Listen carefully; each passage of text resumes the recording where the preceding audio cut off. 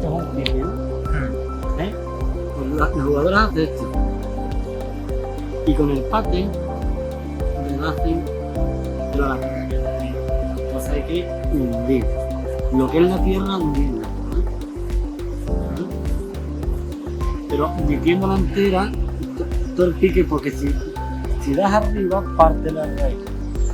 ¿Me comprendes? Hay que meter entero el paquete. Vas arrimando tierra